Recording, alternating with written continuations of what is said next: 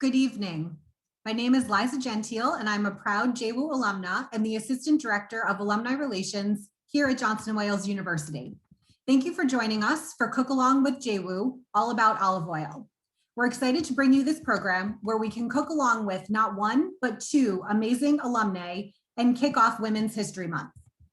Before we get started, I'd like to review a few housekeeping items. Please keep your cameras on, but your mics muted. If you have a question, please use the raise hand feature located within the participant icon. I will call on you and invite you to turn on your mic and ask your question. You can also type your question into the chat and I will read it aloud for our presenters. The chat feature can also be used to message other attendees. This section is located at the bottom of your screen. I'd now like to introduce tonight's presenters. Stacy Mirabello, a Boston native, graduated from JWU in 2005 and established her career with acclaimed restaurants in the American Northeast and Europe, including the Spice Pear at the Chandler in Newport, Rhode Island, and the Capitol Grill, among others. In England, she worked at 3 Michelin star restaurant, the Waterside Inn, where she worked along some of the best chefs in the industry. Her classic training and signature sweet and savory craft is the foundation of her trendy and progressive style, combined with an undeviating respect for the environment and nutrition. She is a regular presenter at the annual Taste of the World's Chefs Culinary Conference, conducting workshops on better for you concepts and sustainable foods. She is also the pastry chef for the annual Flavor Experience Conference, hosted by Flavor and the Menu magazine. In more recent years, Stacy decided to follow her passion for health and wellness by completing a master's degree in gastronomy at Boston University, where she focused her education in food policy and nutrition. Upon graduating, Stacy transitioned into an associate professor role, teaching in the culinary nutrition and sustainable food systems programs at Johnson & Wales. Veera Gaul, Ph.D., is a trained chef and educator whose passion for food led her to the hospitality industry and further into a 22-year career at Johnson & Wales University. She began at JWU as a graduate student, receiving her Master of Science in 1991, and went on to become a faculty member, assistant dean, vice president of operations for the Providence campus, and provost, overseeing all academic programs and faculty. She left JWU in 2013 and decided to join her husband, Joe, in his entrepreneurial venture. Together, they own Oil Vinegar, a culinary gift shop concept in downtown Greenville, South Carolina, that brings together specialty olive oils, vinegars, a wide range of international foods and ceramics in a Mediterranean-style store. She believes strongly in the benefits of olive oil and the Mediterranean diet and is excited to share her enthusiasm and knowledge of olive oil and flavor profiles to encourage others to learn how to adopt a flavorful and healthy diet. She also loves advising on gourmet and corporate gift giving and easy entertaining. Please join me in welcoming Stacy and Veera. I'll turn it over to you, Stacy, to get the demo started.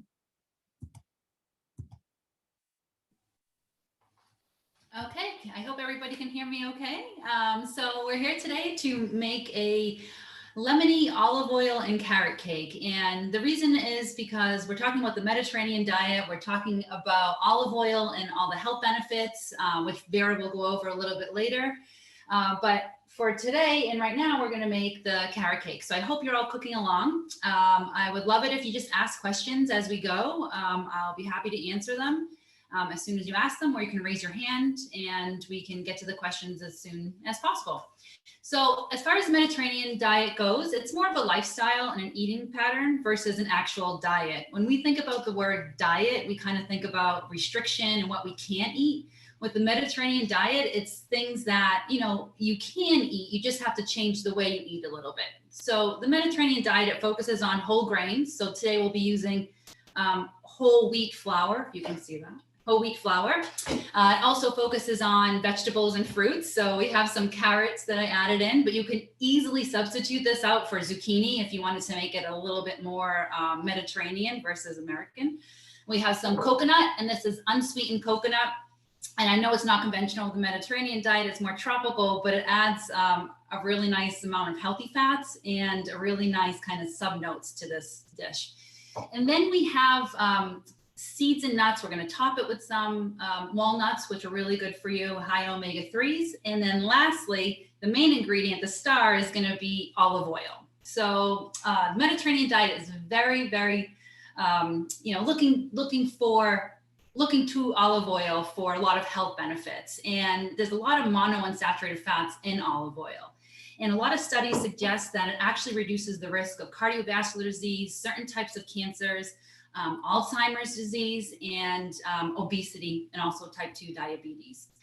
The reason being is that it has a lot of anti-inflammatory properties in there because of the omega-3s, and it's just really tasty. So whatever recipe that you use and you find that uses vegetable oil, you can easily swap it out for olive oil and any kind of quick bread or any kind of baking item. And actually the Mediterranean diet, the food pyramid suggests that you should consume up to 8 servings of olive oil daily. So we're gonna get a little bit more than that, but that's if you eat the entire cake, okay? So let's get started. So the first thing we're gonna do is, in a mixer, we're gonna combine the sugar and some lemon zest. So this is super lemony. I just zested the lemon. I like to put it in with the sugar right away. And I use my hands, and I kind of just use my my hands and the sugar as a pumice to break up all of these really nice essential oils that are in the lemon zest and really make it super fragrant. So as you're doing this, you can smell a lot of lemon. Okay, so it ends up being really yellowy. And this is a really great trick if you want to make your own lemonade too. You do this first. Okay. So I'll throw it on the mixer. We're going to use 2 attachments here. We're going to use the whisk first, and then we're going to switch to the paddle. And I also have a couple of eggs. So I'm going to throw the eggs right in there and start mixing it. So this cake is considered a quick bread, and we use an emulsification process. So we're going to start mixing this, and then we're going to emulsify in the oil. So I might be silent just for a second as this is going, because it's kind of loud.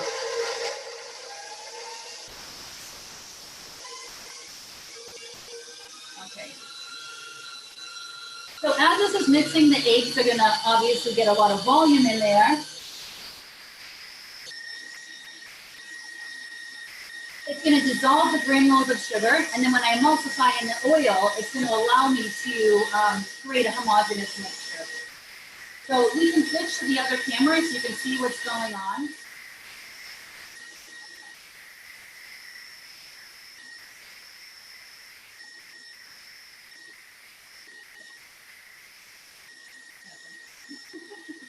And as soon as we get pale in color and a little bit more volume, we'll slowly emulsify in the oil. Oh, there we go. That's perfect. As that's happening, you want to prepare your pan. With a little bit of pan spray and some parchment paper. Alternatively, you can also bake this cake in a tube pan or in a loaf pan. All right, so that looks good. Nice light pale color. It looks ribbon stage.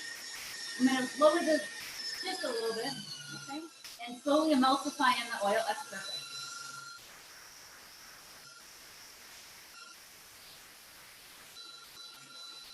Okay, slowly, little by little. If you go too fast, you won't create that nice homogeneous mixture.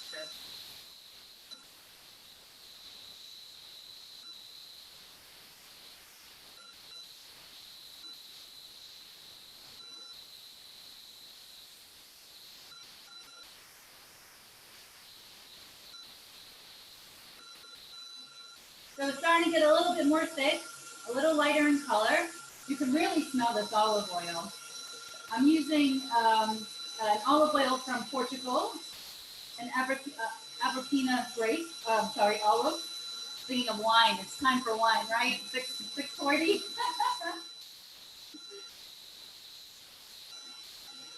All right, so we can switch back to the other camera now that this is all in.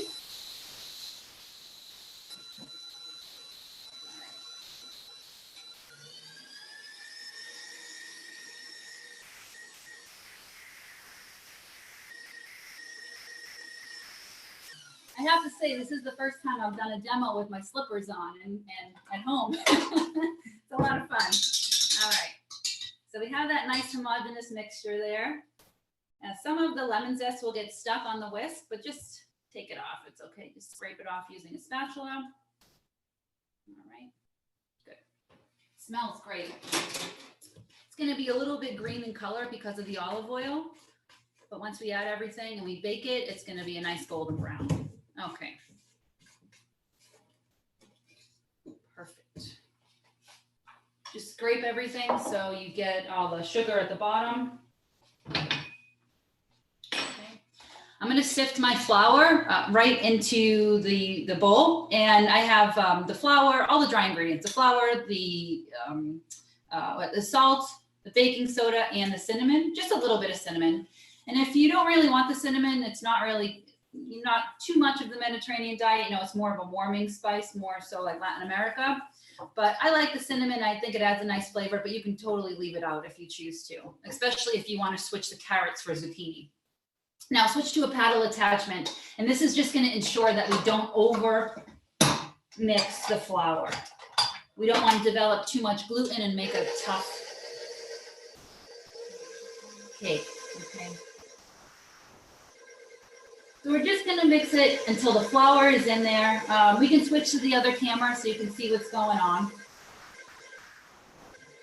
There we go.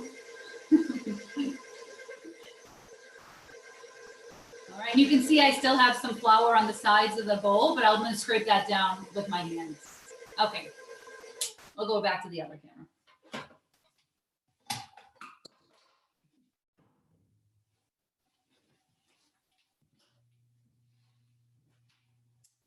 Scrape everything down. You can see this is a pretty easy cake. So if you have your ingredients already mise en place or weighed out, it goes pretty fast, which is great. And if you don't like coconut, you don't have to add it. I just added it, like I said earlier, because I like the flavor and it adds a good amount of healthy fats too in there.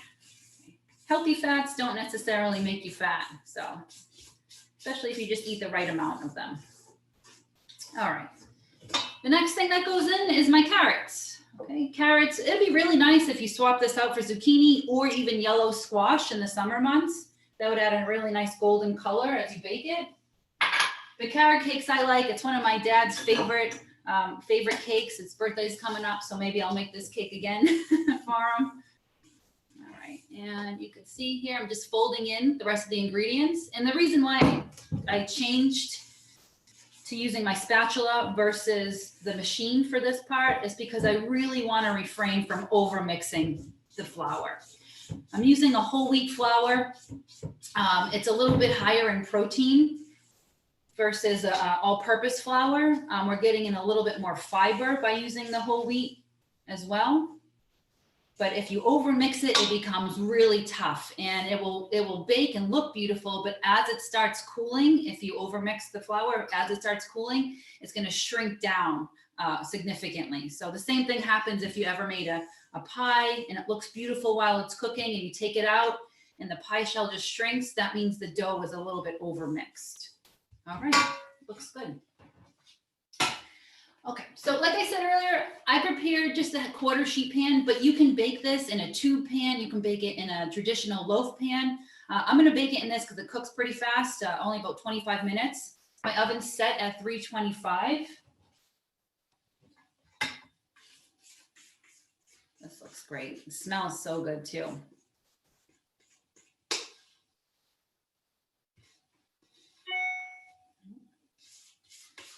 Get everything out there. You don't want to waste anything. It's a lot of good stuff in there.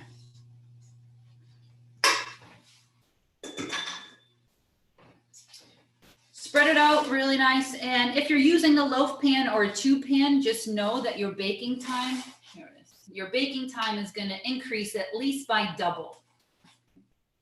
This cake also freezes really well for up to about a month or so.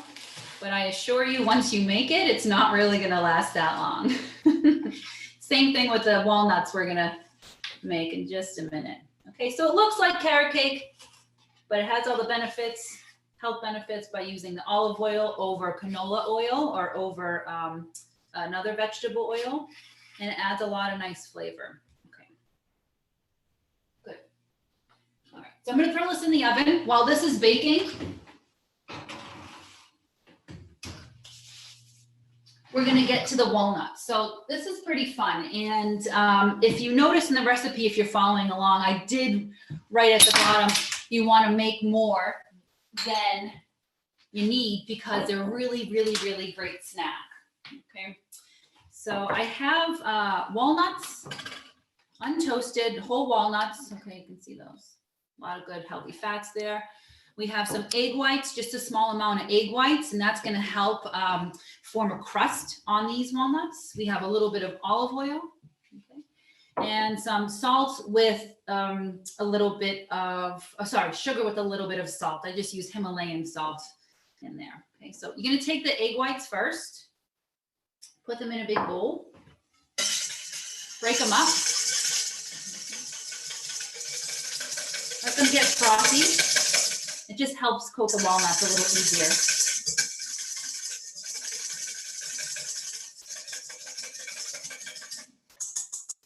Okay, I'm going to add the sugar. I'm going to add my walnuts. Mix that around.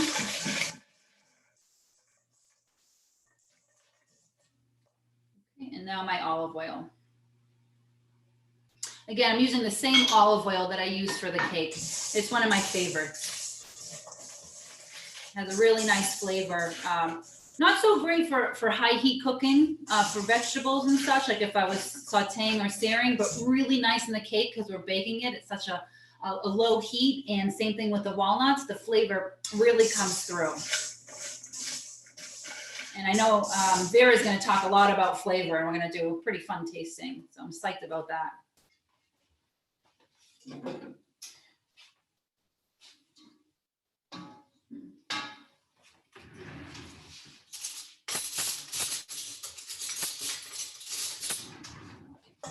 So once those are coated, okay, you can see that. I think you can see that really good. Want a pan, you can put foil down, you can put a piece of parchment paper, or you can put a Silpat. If you're not using a silicone mat and you're using parchment paper or foil, you want to spray it a little bit with pan spray or put a coat of olive oil on there, because when it bakes, it sticks to it.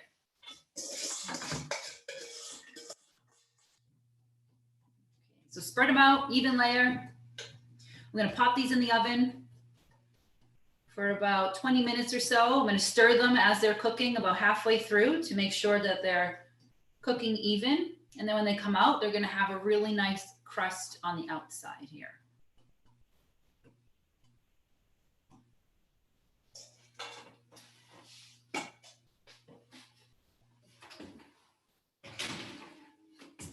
Okay, so we're going to let this bake for about 25 minutes or so. And for now, I'm going to turn it over to Veera if nobody has any questions at the moment. We'll check out the finished product in a little bit. Thanks so much, Stacy. All that looked so good. I wish I could smell it all too, because I bet it smells wonderful in your kitchen right now. Thank you all for joining in today. And I hope that you're making this cake, because I happened to make some last night. And so we'll eat some at the end of the evening for sure.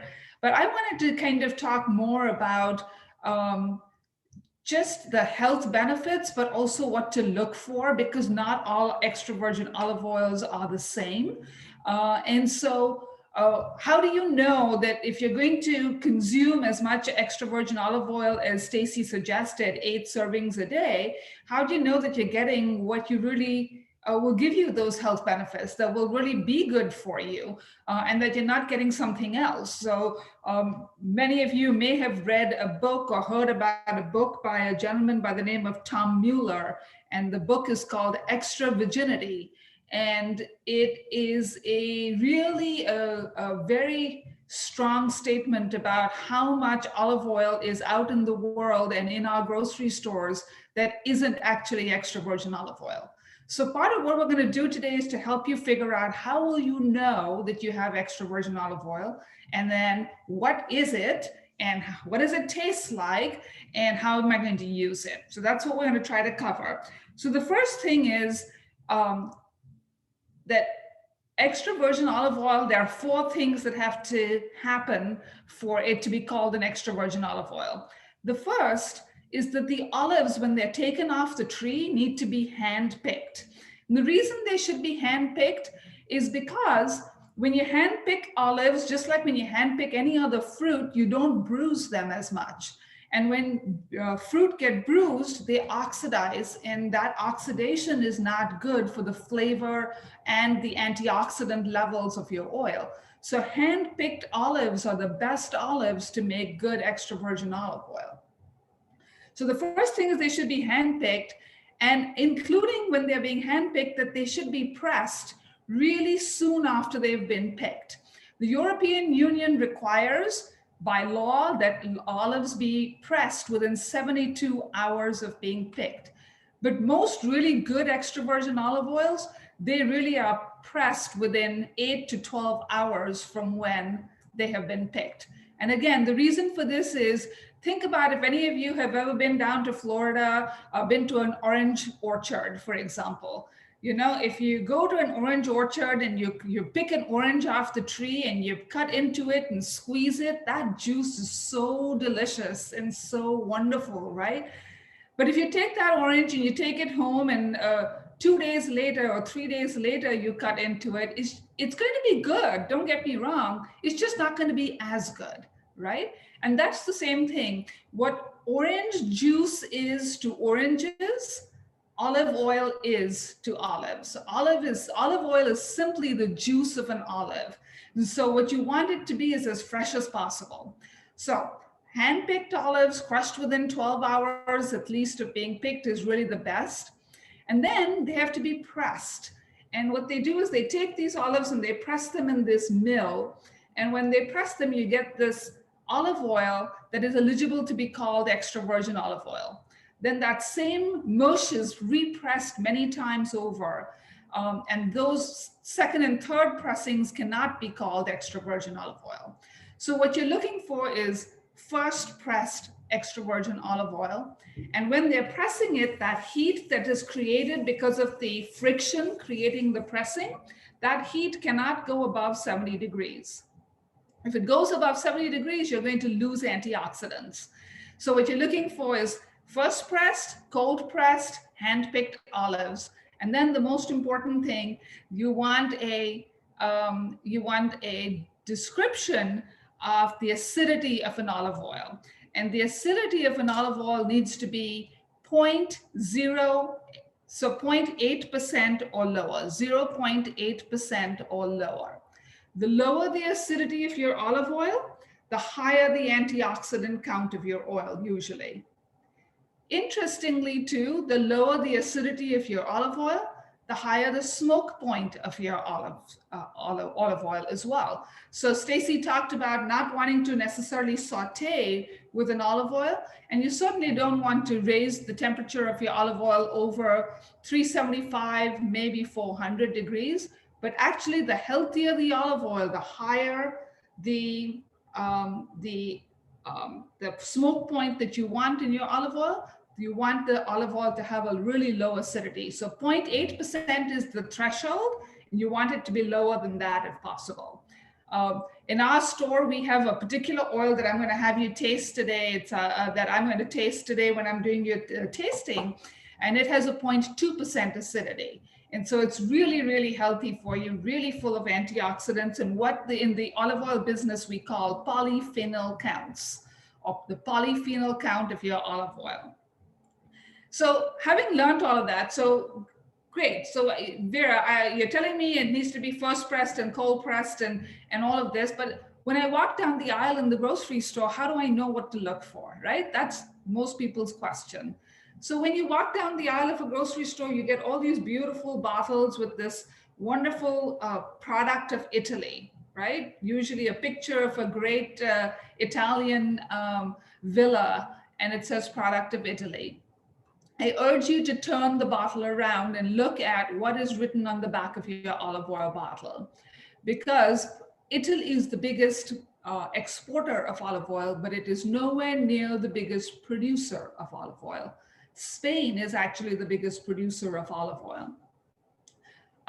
So how does so much olive oil get exported from Italy? It's because they bring in olive oil from all over the world, mix it together, and then bottle it in Italy, therefore being able to call it a product of Italy. So what you're looking for when you turn the bottle around is you're looking for two things. You're looking for origin. You want your olive oil to come preferably from one estate. Olive oil is like wine. If you get an olive oil from one estate, you are very sure of the traceability of that oil. You're very sure that the olive oil has gone straight from the farm to the bottle very quickly. But at the very least, what you want is your olive oil to have come from one country.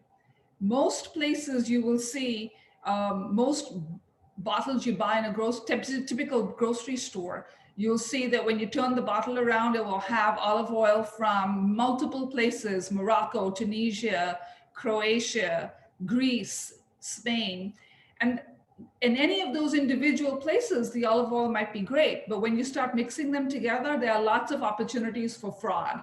A couple of years ago, CBS did a show that talked about what they called agro-mafia, or fraud in food. And primarily what they were talking about was fraud in olive oil, because it is heartbreaking to watch a farmer take his olives to the mill, have them press it, and for the acidity to be, instead of the 0.8% and lower, where he can sell it as an extra virgin olive oil, it's 0.83%. And he can no longer sell it as an extra virgin olive oil, and the price difference that he gets is dramatic. So people are trying to get a lot more of their olive oils to be considered an extra virgin olive oil, so they do a lot of mixing. So you really want to look at origin of your olive oil. You want it to come from one estate, preferably, but at least from one country. The second thing you want to look for is to see if your bottle has any information about acidity of the olive oil. Again, you want it to be 0.8% or lower. The lower, the better. And then finally, what I would tell you is you need to taste it, because you can do all the chemical analysis in the world, but olive oil, like any other good food product, especially something like wine, it's all about the taste. So what I'm going to ask you to do, just like you have wine sommeliers that are experts in wine, you have olive oil sommeliers that are trained and test and taste olive oil for a living. When they test olive oil in a blue glass that looks like this. And the reason they do it in a blue glass is because one of the myths of olive oil is people think that the color of the oil has something to do with the quality of it. And in fact, the color of the olive oil has almost nothing to do with the quality of the olive oil. So to prevent you from seeing the color of the oil, they use a blue glass so you can't see the color. Now, I'm not going to taste in that. I'm going to taste in a little cup. But if you have an olive oil next to you, ideally, I'm going to show you how to do this, and then I'll show you how to do it with a spoon, which is what you probably have.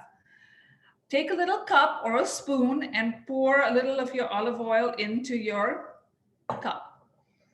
You can take a quick smell of that. But what you want to do is you want to hold the cup in the palm of your hand, cover it with the other, and swirl. Now, if you're doing it with a spoon, what I'd like you to do is take your olive oil in a spoon, hold the spoon, and put your palm of your hand below it. And then just gently rub the bottom of your spoon, all right? What you're trying to do is you're trying to warm up your olive oil. When it gets to body temperature, it's going to release all of its antioxidants, and it's going to release all of its aromas. And as you do that, and especially if you ever do it in a small glass, like a shot glass, or you'll really be able to get all the aromas. As it starts to get warmer and warmer, it's going to start releasing aromas. Now, I like to do it, therefore, in this little cup, because I can really then do my whole like swirling thing, right? So what we're going to do is we're going to sniff our oil, just like you do with the wine tasting. What you should smell is grassiness. You should smell fruitiness and grassiness. You should smell it. It should smell like a banana is sitting in your kitchen. It should smell like your yard just got mowed. That's what it should smell like, right? Then, so first thing we're going to do is sniff. The second thing we're going to do is continue to swirl, right? And then the last thing we're going to do is sip. Now, when you sip a wine, you kind of sip it and let it roll around in your mouth and then drink it, right? You're supposed to spit it, but who does that, right? With olive oil, you're going to take a sip of the olive oil, hold it in your mouth, and take a breath through your mouth, making that slurpy sound that you tell your children not to make at the dining table. So I want to show you how to do that. And then you're going to hold it in your mouth and then swallow. The reason to do that is you want air to go through the olive oil, because when you have air go through the olive oil, it opens up your nasal passages, which is where most of your taste will happen, right? So I'm going to take a sip.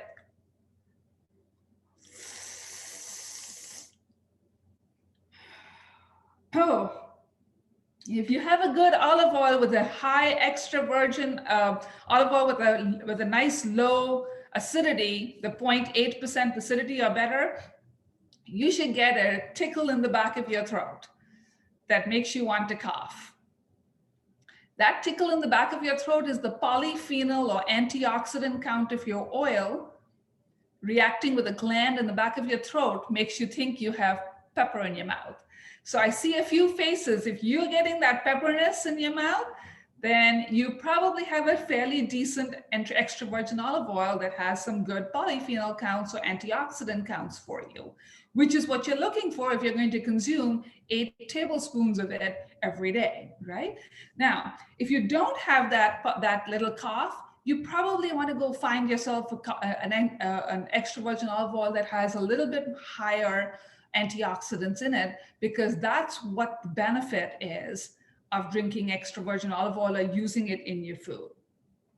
But assuming for a moment that you have some really good extra virgin olive oil, we want to make sure that you're taking good care of it, right? So there's an acronym that gets used which is HALT, H-A-L-T, and I'll tell you what it means in a minute. Heat. You want to keep your olive oil away from heat. So I know that so we have an olive oil store, and I have this guest that came in one time, showed me how her beautiful kitchen had been completely remodeled, and she showed me where her olive oils were, and I almost wanted to cry because all of our olive oils were sitting right above her stove. Now, every time your stove gets hot and cold, your olive oils are all getting hot and cold as well, which is terrible for them. So what you really want to do is put your olive oil in a cupboard that is close to your stove so you can get to it easily, but not right at your stove. Also be careful not to put your olive oil over your dishwasher because that gets hot as well. So you want to keep it away from heat. Now, people always ask me, should I cook with my olive oil or should I only use it for salads and for cold uses? And I say cook with your olive oil all the time, because will you lose some antioxidants when you heat it? Absolutely. But if you start with an olive oil that is this good, right, and you cook with it and it becomes this good, isn't that better than starting with a canola oil that's here and going there, right? So I say cook with it, just don't overheat it. Don't go over that 400 or so degrees. And if you, like I said, the better the quality of your olive oil, the higher the smoke point. Second thing was air. Keep your olive oil nicely closed because oxygen is not good for your olive oil. It will oxidize it and shorten your shelf life. Most good olive oils, you should be able to utilize between 15 to 18 months of when you've bought it, when, you know, is a good time frame if it's a good olive oil, but you want to keep it closed well so that you don't let it get oxidation. Light. You also notice that I have my olive oil in a clear bottle, and that's because I keep my olive oil in a dark cupboard. So you want to keep your olive oil, if it's in a clear bottle, in a dark cupboard, or you want to put your purchase your olive oil in a dark green bottle, which will protect it from light. But light is not good for olive oils either. So you want to try to keep it kind of cool, dark places that are far away from too much heat. And then the last thing is time. Unlike wine that gets better with age, olive oil does not. Like I said, it's a juice, right? It's like a fruit juice. You would never keep an orange juice for 5 years before you opened it up to use it. The same is true of olive oil. So you want to use your olive oil within, again, 15 to 18 months of purchase, preferably from just the past year's harvest. Quick story about time. I had a young lady who walked in my store and was buying some dipping spices, and she was telling me that she was going to have a special weekend where she was going to open this bottle of olive oil that she got as a gift from her wedding. And I was all excited. I was like, oh, that's wonderful. I said, let me help you pick out some dipping spices for it. And talking with her, I figured out after a little while that her wedding had been 10 years ago. And she was now looking to open this olive oil bottle and use it. And I really struggled to tell her that she probably did not want to open that olive oil bottle and try it. Time does not do good things for olive oil. So use up your olive oil and enjoy it while it's fresh, in my opinion. And then the last kind of fun fact I would tell you, so a lot of people buy olive oil in liter bottles, and a liter bottle of olive oil is a great way to go if you use it on a regular basis. But I would tell you that one tree provides about 3 to 5 liters of olive oil. So think about how many trees have to be grown for you to purchase a liter of bottle of olive oil every few months or whatever. It's a really precious product. They call it liquid gold for a reason. And it has the best health benefits. One of my favorite ways to use olive oils are obviously in salad dressings. I mix them with vinegar, mix them with some lemon juice, and cold uses like that are a great way to get the best antioxidant benefit from your olive oil. But I cook with them all the time. I roast vegetables with them. I saute vegetables with them. And then, of course, as Stacy just showed us, you can bake with them. I make lemon olive oil cake all the time. And it's just fun to use them in lots of different ways, because they do have some really great health benefits. And for those of you who are based in Providence, Brown University has one of the best research centers for olive oil. Dr. Mary Flynn is a well-renowned olive oil expert, and she is right there in Rhode Island doing research around the health benefits of olive oil. So what I'd like to do is kind of open it up from my perspective. I'm ready to answer any questions, but before we do that, I think we should kind of see if Stacy has a piece of cake to show us.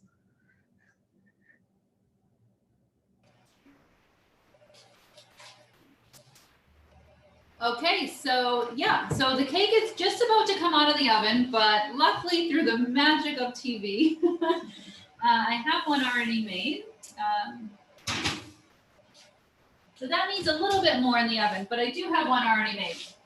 And what I did is I pulled it down and I inverted it onto a cutting board. It's just a lot easier once it's cooled to do so, and it makes a really nice presentation. So I cut it kind of untraditionally or unconventionally for this. And the reason being is that it just adds a little bit of pizzazz or like jazz to your plate up. Especially if you have a dinner party, it's really nice to kind of serve it this way. So I'm gonna serve it with the nuts. So the nuts came out of the oven, those are done. And they look really, really great, really nice. You can see those. Golden brown, it has a nice crust on it. Once they're cool, you can chop them up. Don't chop all of them because you're probably going to want to snack on them and pop them in your mouth once in a while. Okay, so like I said, I just took the cake, I cut it right down the middle, and then I cut it into triangles. So I have a pretty cool kind of funky slice here.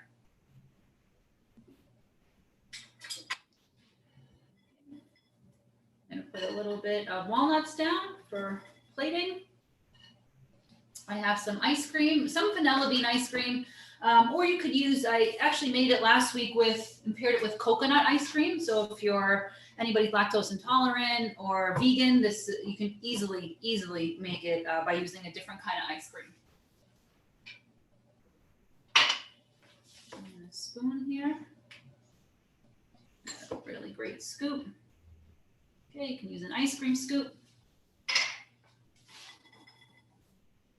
A little bit more walnuts. And then lastly, to top it off, I have some olive oil. So just a drizzle of olive oil. And that's it. I don't know if you can see it. Is that a good shot? Yeah. Okay. There you go. Good. And then you eat it. Does anybody have any questions? That looks amazing, Stacy. If anyone has questions, please put them in the chat and we will have our presenters answer them. We do have a couple questions here. Is there a way to find out the acidity of your olive oil that you bought at the grocery store if it's not clear on the label? Unfortunately, there is usually not. Most places will not put their acidity on the label because it would require them to change their labels every year when they get a new harvest of olive oil. And that's an awfully expensive proposition for most manufacturers. But you should be able to go to any specialty olive oil store and they should be able to always give you the acidity of any olive oil that you're buying from them. So if you're buying olive oil specifically for salads or for the health benefits, and you aren't able to find a good olive oil that gives you that acidity on the bottle itself, definitely consider some of your specialty local stores. Great. Another question, any other things that you recommend cooking with extra virgin olive oil? Oh gosh. Well, certainly, as Stacy has already said, cakes and ice creams, right, Stacy? Yeah, definitely on ice cream. It's delicious. Absolutely. But, from my perspective, I cook almost everything in olive oil.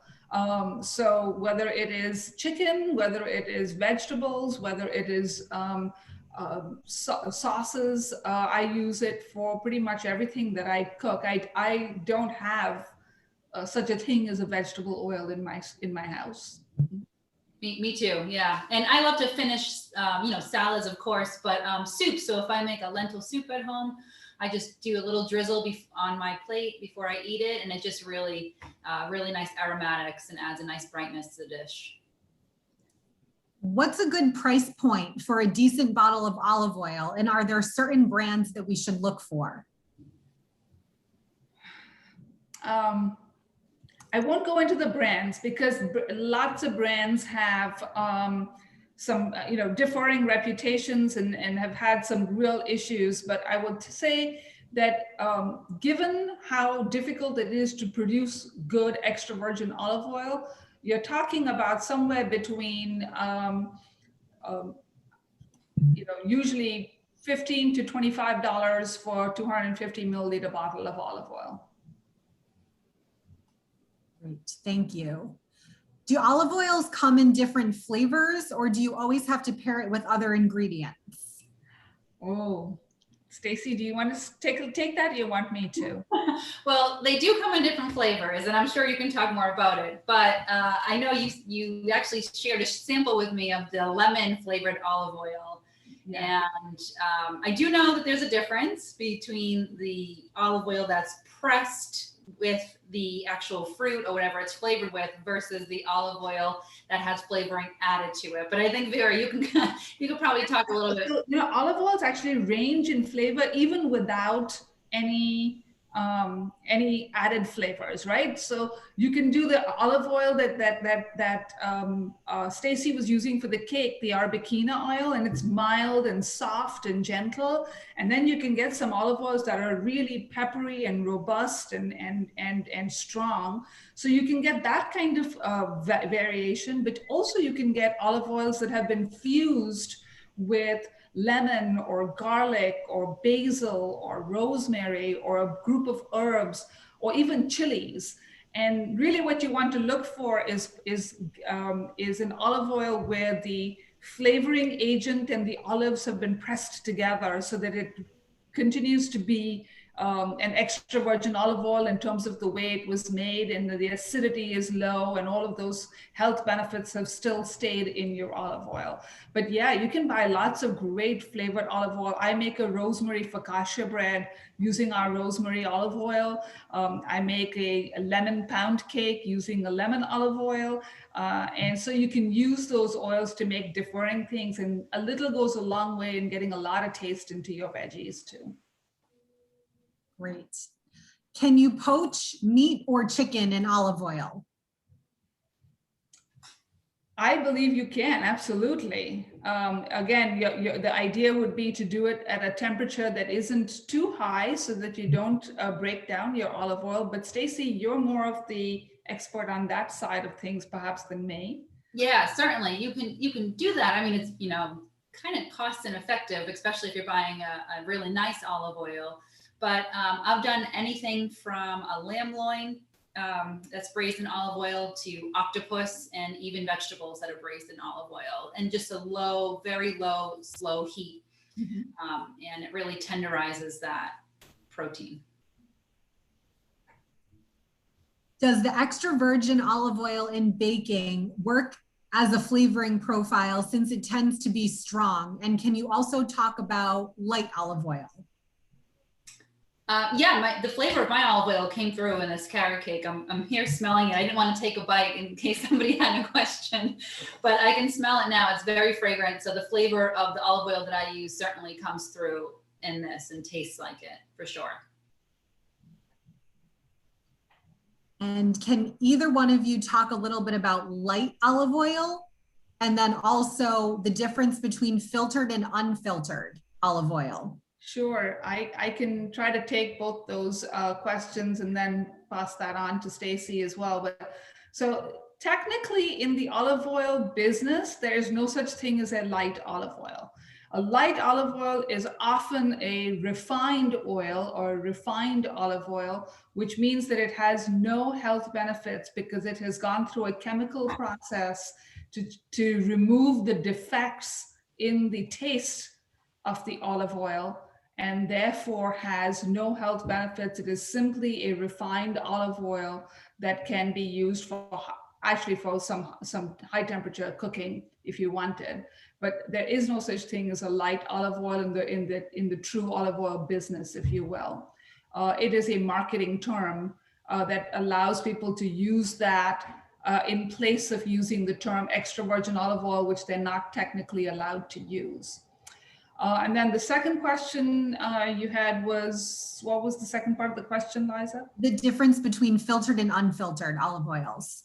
So filtered olive oils, so again, you want to purchase unfiltered olive oils.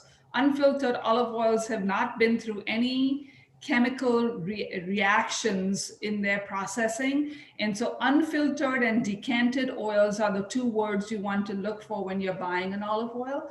Filtered oils will tend to have, it's a way to get the little pieces of olive that are left in the oil out of the olive to create that clear olive oil that we usually want to buy, but it does it so quickly that you also lose some antioxidants. Unfiltered oils are allowed to decant for 60 days naturally to let the solids fall to the bottom. And so it allows the antioxidants to remain in the olive oil the clear olive oil that you're purchasing. So the only olive oil you want to buy that is cloudy like that will usually be an olive oil that is a early harvest olive oil. Most olive oils that you're buying are clear, and the unfiltered ones are the ones with the highest antioxidant counts in them. Great, thank you. Can you explain cold pressed olive oil? Sure. So in the manufacturing process, when they press the olives to get the olive oil, the friction creates heat, and that heat cannot go above 80 degrees. If it goes above 80 degrees, it can no longer be called the cold pressed olive oil. So that heat has to stay below 80 degrees so as to retain all the antioxidants and vitamins in your oil, or polyphenols in your oil. This question is for both of you. Can either of you share a brief example of some of the health benefits of olive oil in general? Stacy? Yeah, sure. So it is loaded with antioxidants, specifically vitamins K and vitamin E that's in there. They're well, E is a fat soluble vitamin, and so is K. So it's loaded with antioxidants. It really reduces a lot of inflammation in the body. It's been known to not prevent, but be a preventative measure against Alzheimer's disease, because Alzheimer's is a inflammation of the brain. So by consuming more olive oil, you have a better, a reduced risk of contracting such a disease. Certain types of cancers, and definitely arthritis in the body. So, so theoretically, the more olive oil you eat, the less arthritis you may have in your hands eventually. So it will contribute. Obviously, diet and lifestyle is a big part of it. Olive oil is a small part, but if you can change up from eating a very highly processed oil, like a vegetable oil or a canola oil, and switch it to olive oil, a high quality olive oil, you're at a reduced risk for certain types of chronic diseases. Yeah, and I would just add to that and say that I have naturally occurring high cholesterol, and no matter what I did, I couldn't bring that down. And I started doing a regimen of 1 tablespoon of olive oil every morning and 1 tablespoon of a unpasteurized vinegar every morning. And within 6 months, with that one big change, my cholesterol dropped over 40 points over a 6-month period. So you can certainly manage a lot of everyday ailments by a consistent use of olive oil as part of that Mediterranean diet, as part of that larger lifestyle, if you will. And one other question, can you talk a little bit more about the Mediterranean diet? Maybe some of the other foods that are included? Sure, yeah. I mean, it's such a wonderful diet. And like I said in the very beginning, it's more of an eating pattern. So you're focusing more on legumes. So things like lentils and beans, chickpeas, a lot of nuts, a lot of seeds. So those all have a lot of fiber in them. So the Mediterranean diet is a good amount of fiber, which is very good for your body to make sure you're, keeping everything moving like it should be moving. You're also going to eat a lot of fresh fruits and vegetables as part of the Mediterranean diet. And the Mediterranean diet also encompasses some wine, and not only wine, but also a lifestyle that goes with it. So, kind of a relaxed, reduced stress. So like I said earlier, the Mediterranean diet isn't necessarily a restrictive diet. It's more of a lifestyle in general. So you're changing the way you eat and your eating patterns versus restricting yourself from having this and that. So legumes, beans, fresh fruits, vegetables, healthy fats like olive oil, of course, things even like coconut and avocado, even though they're not necessarily Mediterranean per se, but they are healthier fats for you. So one of the things I always tell my guests in the store is that that if you think about what countries are around the Mediterranean, there are so many different flavor profiles that are part of the Mediterranean, right? We think of Spain and paprika, and we think of lemon, and you think of you think of the spices of Morocco and Tunisia. And so one of the wonderful things about the Mediterranean diet is that you're not restricted to specific foods alone, but also you can try all these differing spice blends and make your food different every single day. And because it is as Stacy said, it's a lifestyle and it's an approach to eating, you can pick foods from all over the world. And so long as you kind of follow the principles of the Mediterranean diet, which are to eat lots of legumes and beans, and to eat a lot of vegetables and some olive oil, and restrict the amount of red meat you eat, and probably have fish and chicken maybe 2 or 3 times a week, and really do. In most of the Mediterranean, fruit is the dessert of the day, if you will. It's this cake is wonderful, and it's got great ingredients in it, but it would not be something that people in the Mediterranean would eat every night, right? But as Stacy said, I think the most important thing that allows you to follow the Mediterranean diet well is to combine that, one, with physical exercise of some kind, and two, to, as I always say, eat with family. And what I mean by that is savor everything you eat. Take your time. Don't be driving down the street and stuffing something in your mouth. You're never going to enjoy that food. Part of the Mediterranean lifestyle is learning to enjoy every mouthful, because you'll eat less, and you'll feel full before you're done eating what's on your plate. And that's part of that idea of enjoying the people around you, cooking your food with love, and enjoying it with the people you love. Thank you. We just have one last question. Is there a particular type of olive that is used to make olive oil? No, there are lots of different kinds of olives. There's over 1,500 kinds of olives in the world, and every one of them gives you olive oil. And by the way, a fun little fact, for those of you who like green olives, eventually as they ripen, they all become black olives. They don't come from 2 different kinds of trees. Green olives are simply unripened, and black olives are the ripened version of that. But you can make olive oil in most of Spain and Portugal from Arbequina olives, but also from Picual olives. Italy makes olive oil from Frantoia olives. So there are lots of different kinds, and everyone has a differing amount of olive oil that they give, and a slightly different taste, just like you can get Merlot wine and Pinot Noir wine from 2 different kinds of grapes, and they taste different. Well, thank you both so much. I would like to introduce Lori Zabata, our Director of Alumni Relations, to close out the program this evening. Thanks so much, Liza, and thank you so much for bringing this program to us tonight. Special thanks to you, Stacy, for such an amazing demo, and Veera for providing us with so much useful information. We're grateful to you for sharing your time with us and appreciate all that you've taught us tonight. Such a great start to Women's History Month. Our founding mothers, Miss Johnson and Miss Wales, would surely be proud, so thank you. Finally, thank you to all of our alumni in attendance tonight. Johnson & Wales is committed to providing you with robust and relevant programming while also supporting our current students. The donations you made when registering for this event will be put to work immediately within the College of Food Innovation and Technology. As an alumni donor, you also help enhance JWU's ranking and reputation, which does increase the value of your JWU degree. If you'd like to help encourage donations from your fellow alums, our annual Day of Giving on March 16th is the perfect opportunity. One JWU 24 hours of giving is all about participation and the collective impact we can make when we come together.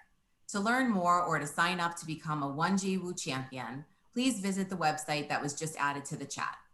We sincerely hope that you enjoyed this session, Cook Along with JWU, all about olive oil, part of the JWU for You family of programming. For the full listing of upcoming events, including a celebration of Women's History Month, JWU Alumni in Leadership on March 11th, please visit our events calendar at alumni.jwu.edu. Thanks so much for your attendance tonight, and have a wonderful evening.